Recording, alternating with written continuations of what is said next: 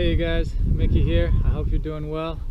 My brother requested an update for the north side of the property, so I just got back, let the chickens out, and I'm gonna give you an update.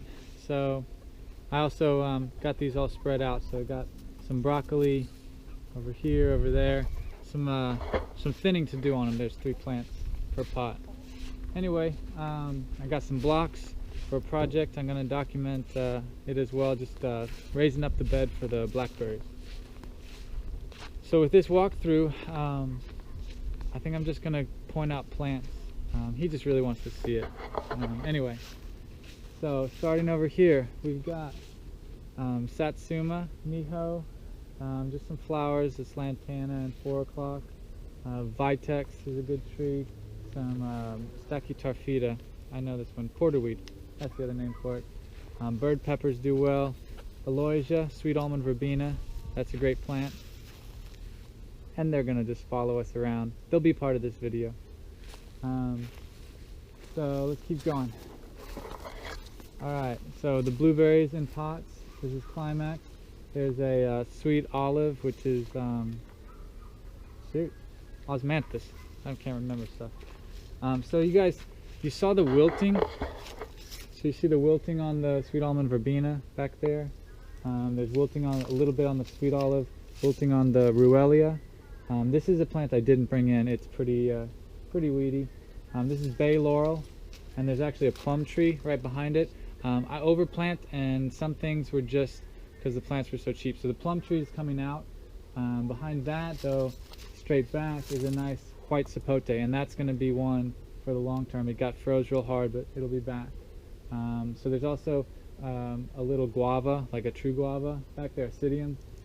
This leucana over the top is going to get cut out. This is also coming out, this oak, just to give it a light. It'll be a pretty big pulse. So papaya, y'all know. There's a loquat here that's just starting to show its wilt on how dry it is, and there's another kumquat right down there in the middle, and there's also a little pineapple guava in the back. There's a fig right here. This is Egyptian fig, another blueberry in pot, and then straight there, there's actually a seedling white sapote, but behind that is a cocktail grapefruit. That's going to be the one to stay, and the sapote is coming out. And then that big ginger with the sun on it is more galangal. So this guy without the leaves is a jujube. This is kind of a space. The oaks are holding space, but right here, this is a sweet orange, Republic of Texas, and then there's a Suriname cherry back there in the back. Let's see. So we go down this path. More plum. This plum tree might come out, even though it hadn't been in very long. And this is a spot that is open for a new tree. This pecan is going to get grafted. I'm going to try and grow sweet orange and pecan really close together. This is Malpighia glabra, the not really Barbados cherry, but bird food one. It also is just holding space, might come out. This is cherry of the Rio Grande, which is a better one as far as edibility, but it froze much harder. This is Murcott honey mandarin. Kind of excited for this one, seeing what it does in the shade. Little seedling cherimoya, not putting a lot of energy into it. Avocado that froze down, and then a nice big papaya that didn't freeze. Pretty interesting microclimate. Oh, stubbed my toe. This is Annona squamosa, sugar apple. Definitely getting established. A lot of these are youngish. So here's an apple. This is Anna. This fig is Osborne prolific and really cool continuous production. I actually just ate one a minute ago. I should have made this video first. So these oak trees, remember this site was basically cleared. These were little saplings when I first got the site. So I've done a lot of training on them, and I enjoy having some big trees, but a little kumquat underneath. That's seedless kumquat. Then here under this live oak, we've got starfruit. Starfruit still froze down pretty far, but it's a great one to grow in the shade. They really do handle it pretty well, and it's got fruit on it.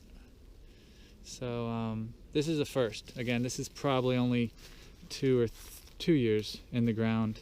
And this banana tree, that came in bags of leaves. I did not plant that. That's interesting. All right, so here is more seedling cherimoya that froze hard and came back strong, and Suriname cherry, same, froze hard, came back. This is another Dorset golden apple, and it's coming out. It was just wrong plant, wrong place, never thrived. This has been in longer than most, probably 4+ years, and it produces but not well. So it's coming out. This is Changshu or Fukushu kumquat. It froze really hard, and that's why it has this big water sprout shooting up into that mulberry tree behind it. But you know, it's doing its thing. I probably am going to trim pretty hard on this mulberry and share the light. So the plan for this space, this pecan is getting grafted next spring. So that's going to cut out a ton of light and hopefully help me to establish that satsuma. I'm drawing a blank. It's a really early one. So we got mulberry trimmed, pecan trimmed, and then another mulberry there with all the leaf in it that'll get trimmed. And hopefully once the satsuma is strong, they can all share the light. Here's Acres Home pear right here with loquat behind. That's probably not the best pairing because of the fire blight, but hindsight. Now here's a construction project area. So this was a supposed to be a cara, but it fruited last year, and it is not. It definitely, well, it froze like its very first year. So it's a pomelo hybrid rootstock, something that I might graft onto. This back here, though, this is kind of impressive.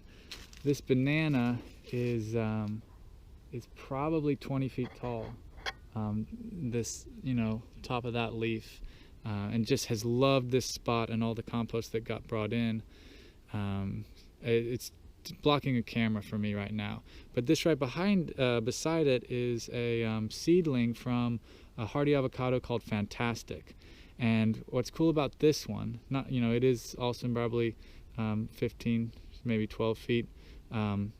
It didn't get protected. It protected it the first night, so it got it down to 21 and 22. So that second night of 22, it had no help whatsoever, and it did get damaged, but nothing more than external.